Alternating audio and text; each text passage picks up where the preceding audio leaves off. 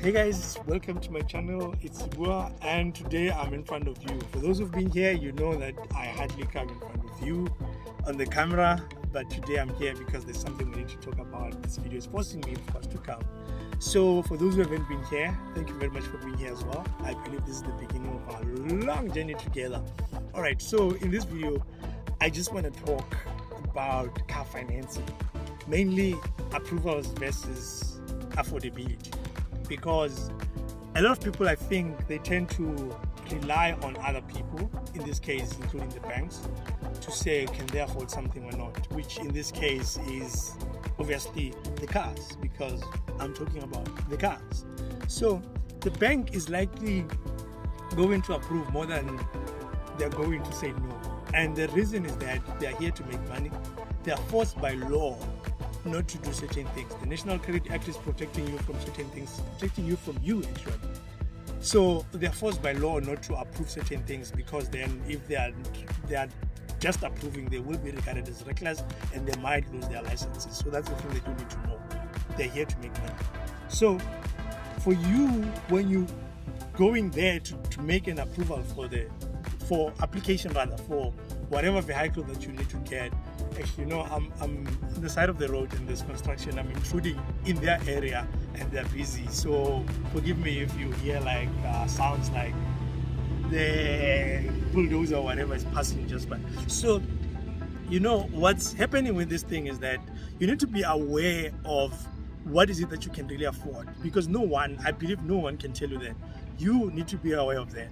In that case, because I'm looking at what influenced this for me actually is the VPI report that I was reading from TransUnion, which is one of the credit bureaus in the country, one of the biggest actually. So in that report, what I realized is that for Q3 of 2021, 111,000 vehicles were financed. That is a lot, because when I'm looking at it over a year, I might say around 400 and something thousand. And let me just round it up to 500,000 finance deals that have been made. So that's a lot of people. And I would say then it makes sense, because we're in a country where obviously not all of us can afford to buy these cars cash. In fact, it's more usual than not that a lot of people are financing their cars on the road.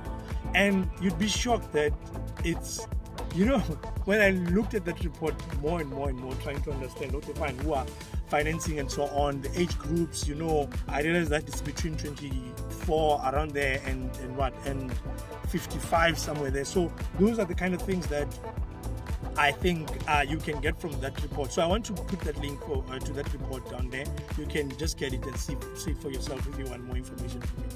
What intrigued me though was when they were trying to unpack this thing of then which category of cars in terms of prices are being financed more.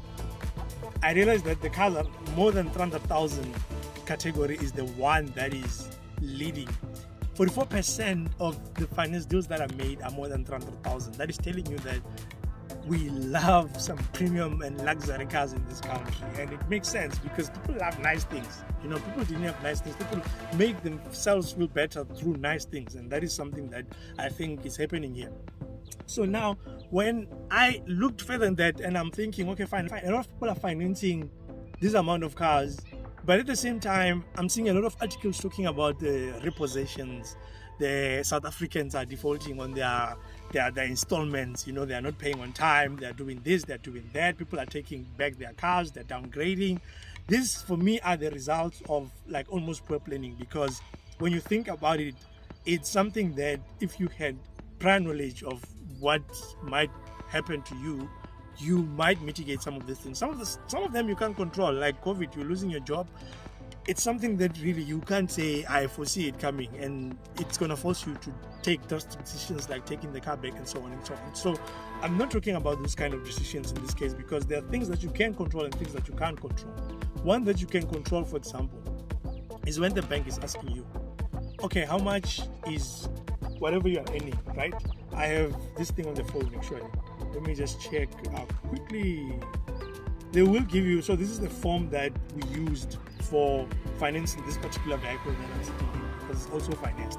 I'm one of everyone who's financing. So they'll be asking you for personal details, They'll be asking you about employment details and income and all those things. And then when you get to the statement of assets and liabilities, that's where then things are starting to be interesting. Of course, you can't lie about your assets and liabilities. They'll know because they're a bank. They can be able to find out how much you invested where and all those things. So your assets is your investments, whatever you own, your house, your car, your whatever is an asset to you or to them. It's something that you're going to be putting here. The liabilities, everything you owe, especially long term, those are the things that they want to see here. That is what we call your statement of financial position, assets and liabilities, like your position, right? Now, the biggest thing that is going to drive whether they give you a car is this one of personal statement of income, right? Monthly income rather, where they're asking you, okay, how much is your salary? How much is your commission, your other income, and all those funny things. Whatever you say, the bank is going to be considering it. Yes, the bank, what they need to do is to look at all these things, assess, look at your bank statements and all those things that you're going to be giving them to see if then they can give you this particular vehicle that you're looking for. At the end of the day, they really want to give you, but they need to just be sure, because then what if you're not going to pay them back? Then they go through the process of repossession and it's going to take forever. They want to avoid that as well, as the National Credit Act obviously is protecting you as a consumer. Okay, now we get to the income. When you're looking at the income, please, I need you to look at the income in present terms, because that's what you have today. No, don't look at, hey, I have this plan, my brother is going to be giving what in the future, or I'm going to be moving to a bigger, higher position in future, or what. No. Look at it today, because you're applying for that today. That's the money you have today. So look at it today. Right? Now you're going to get to the expenses, and that's where now the mentality needs to change, to say, okay, fine, the expenses are something different. When you get to the expenses, you need to say to yourself that, okay, the bank is looking for my current expenses. When they're asking me how much is my salary deductions, how much is my loan repayment, the insurance, all these things that are here, student loans, credit cards, and all those. Okay, how much are these things that I'm paying, like the expenses, all those things that I've mentioned right now.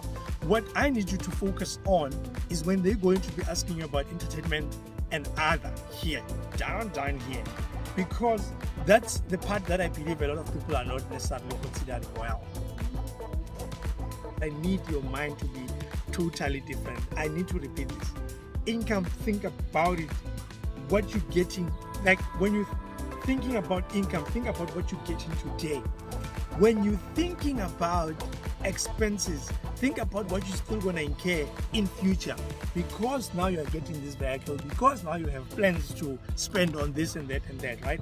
So that's the thing that I need us to touch on. Let me put this phone down. Okay, so when it comes to expenses, I need you to think about it in a way that, as much as you might not be telling the banks this, because when you're looking at the bank's application, you are so emotional. You just want to see yourself in this car. You want to shine. You want to enjoy. You want to, this is something that you really want. So your emotions are not necessarily there. It's like a drug, man, that is just out there saying, you know what, all I need is this car. So but for you, when you're sitting down, because you're the one who's going to be explaining this if anything goes wrong, you're the one who's going to be saying to yourself that I messed up. That's just the reality of things. No one needs to be to blame for this thing. When you're looking at this thing, you need to think deeply about your plans in future. When you're thinking about expenses, okay, fine, my future expenses are going to be this. I'm getting this car, I'm probably going to incur more insurance. You're going to consider that even before you sign for this thing, because they're going to show you, okay, fine, like I did in the other video where I showed you the installment doesn't end there. You know that very well. You're still going to pay for maintenance of the car and all those funny things. So now I need you to think going into the future, and not just as and when, like what am I incurring currently. This thing is going to bring more insurance to you, right? You're going to incur more insurance costs. You need to put that in the list. And then of that insurance, you need to remember that, okay, fine, I'm getting a new car now, I'm getting a nice car. The excess of that insurance is going to be whatever it is. And you need to save more now, because then you need to always have that access with you. If anything goes wrong with the car, the excess that you're going to be paying on that particular insurance, remember the excess is that whatever the insurance is going to be paying, you need to cover it up to this point. So if you damage the car up to 50,000, and if your excess is 10,000, you have to take out 10,000, and then you need to take out 10,000, and then the bank then is going to fork out the rest, right? So that's the thing that you need to remember. So you always need to have that access with you. Then you think beyond that. You're like, okay, fine, what if then I lose a tire within a week, which has happened to me. I bought a tire, I got into a construction area, it was hit by a nail, and then I had to replace the whole thing. So those kind of things can happen. You can lose a tire any day. You can lose like simple things on maintenance parts and whatever. Those are the things that either you pay for maintenance today, or you're going to be maintenance plan rather today, or you're going to be incurring it when it happens. So you need to save more, right? And then you need to consider your plans. Okay, fine, maybe you don't have a child today, but you're planning to have one next year around whatever. Next year June, you want a bundle of joy to come, and you're thinking now you still can afford, because then you're thinking about today. It's not going to work because this car is a 5-year term, and you're sitting here today and you're not sure if that boss is going to give you that promotion, by the way. So now you're sitting with a situation then when you're thinking now, you're saying, okay, fine, I have this kind of plans. I have, I can't reiterate this more. You need to think about the future. Are you planning to register for another course that you're going to be paying for example? Are you going to incur more parking costs at your place? Because I know some areas where you have to pay for parking to get your car parked in a safe area and whatever. Are you going to incur additional security costs? There's still tracker. There's still security surrounding your actual vehicle when it's sitting wherever it's going to be parking. You need to think about those costs as well. You need to think about your household. You have entertainment, you have food that you need to eat, right? When you think about that, you might think, you know what, I'm spending like 1,000. It's not just that 1,000, and you know for sure that there are people who are spending much more than that. Oh man, there's a big truck coming. I need to keep quiet just a bit. Yo.